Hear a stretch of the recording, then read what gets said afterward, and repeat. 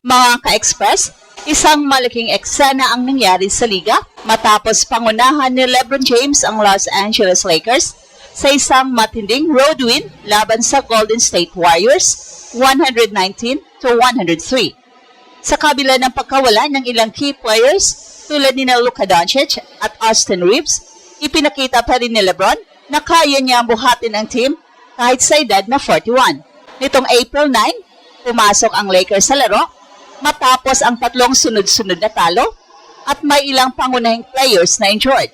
Si Luka ay nasa Spain pa para sa rehab ng kanyang hamstring injury, habang si Reeves naman ay out dahil sa oblique strain. Kahit kulang sa firepower ang lineup, hindi nagpa-apekto si LeBron at agad nag-set ng tone sa laro.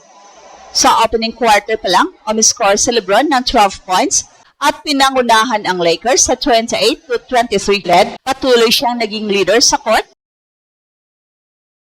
Nagbigay ng assist, nagkontrol ng tempo at tumulong sa defense.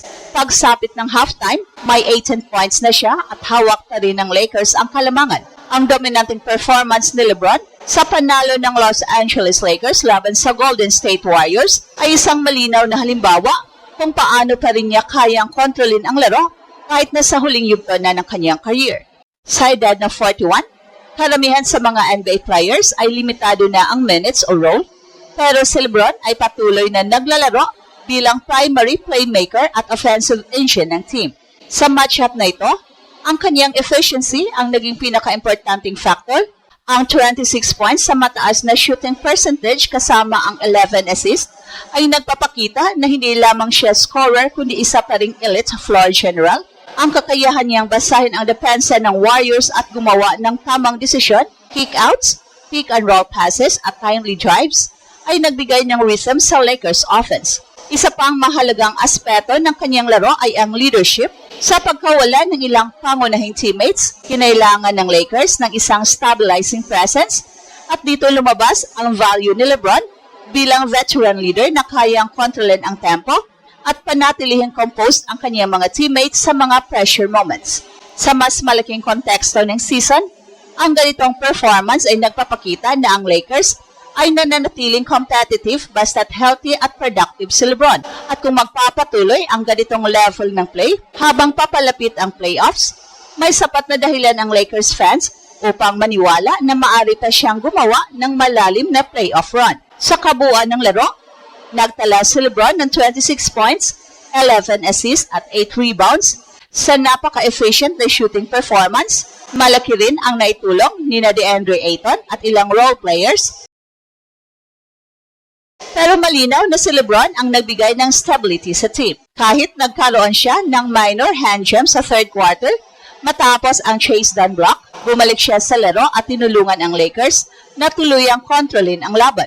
Dahil sa panalong ito, umangat ang record ng Lakers sa 51-29 na siyang nagpapatibay sa kanilang posisyon sa Western Conference playoff race. Para sa maraming fans at analysts, isa na naman itong patunay na kahit sa kanyang ika-23 season sa NBA, nananatiling elite performer si LeBron. Sa edad na 41, patuloy pa niyang ipinapakita ang kanyang leadership, basketball IQ at consistency na kayang magdala ng isang team sa mahalagang panalo. Para sa mga Lakers fans, malinaw ang mensahe, kahit wala ang ibang stars, hanggat nasa court si LeBron, may pag-asa pa rin ang purple and gold. Sa laban na ito sa Chase Center, malinaw agad kung sino ang leader ng Los Angeles Lakers. Kahit kulang ang roster dahil sa injuries ni Luka Doncic at Austin Reeves, si LeBron ang nag-set ng tempo mula pa sa unang quarter laban sa Golden State Warriors. Sa opening period pa lang, agresibo na si LeBron sa offense. Nakapagtala siya ng 12 points sa first quarter mula sa drive sa paint, mid-range jumpers at isang 3-pointer na nagbigay ng maagang momentum sa Lakers. At dahil dito, nagtapos ang unang quarter na may 28-23 lead para sa Lakers. Habang sinusubukan ng Warriors na makabawi sa second quarter, nagkaroon sila ng 9-0 run na pansamantalang nagdulot ng pressure sa Lakers, pero dito muling napakita ng leadership sa LeBron.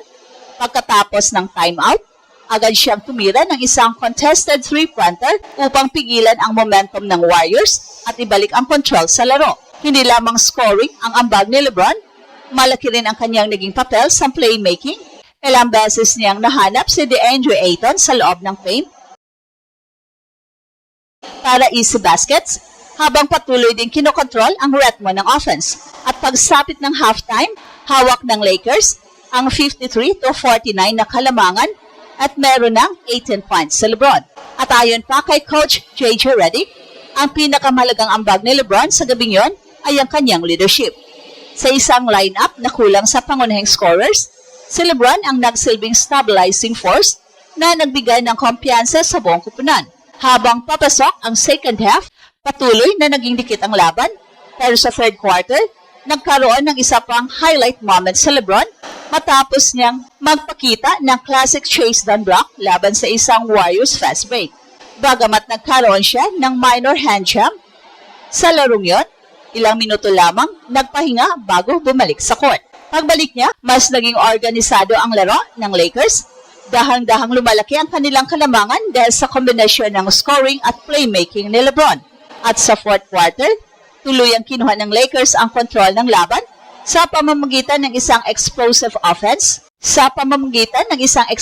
offensive run na siyang nagbigay sa kanila ng double-digit lead. Sa final period, nagtala ang Lakers ng 37 points na naging susi upang tuluyang masecure ang 119-103 victory laban sa Golden State Warriors. At bukod kay LeBron, malaki rin ang kontribusyon ng kanilang center na si DeAndre Ayton na nagtapos ng 21 points mula sa highly efficient shooting sa loob ng paint. May isa pang magandang storyline sa laro nang makapag-ambag din ng puntos si Bronny James na nagbigay ng espesyal na father and son moment habang parehong naglalaro para sa Lakers. Sa pagtatapos ng laban, nagtala si LeBron ng 26 points, 11 assists, and 8 rebounds sa loob lamang ng 32 minutes. Isang performance na muling nagpapatunay ng kanyang longevity at elite impact kahit nasa ika-23 season na siya ng NBA. At para sa Lakers, ang panalong ito ay hindi lamang basta regular season victory. Ito ay patunay na kahit kulang sa ilang key stars, kaya pa ring manatiling competitive ang kupunan dahil sa leadership at experience ni LeBron. Sa kabuuan, ang panalo ng Los Angeles Lakers laban sa Golden State Warriors ay higit pa sa isang regular season victory. Ito ay naging malinaw na paalala kung bakit nananatiling isa sa pinakamahalagang players sa NBA sa LeBron kahit na sa edad na 41. Sa isang laro kung saan wala ang ilang pangunahing teammates tulad ni Luka Doncic at Austin Reeves, ipinakita ni LeBron ang tunay na halaga ng leadership at experience sa court. At ito ang Express Info kung saan bawat kwento ginulat ang mundo. Don't forget to like and subscribe.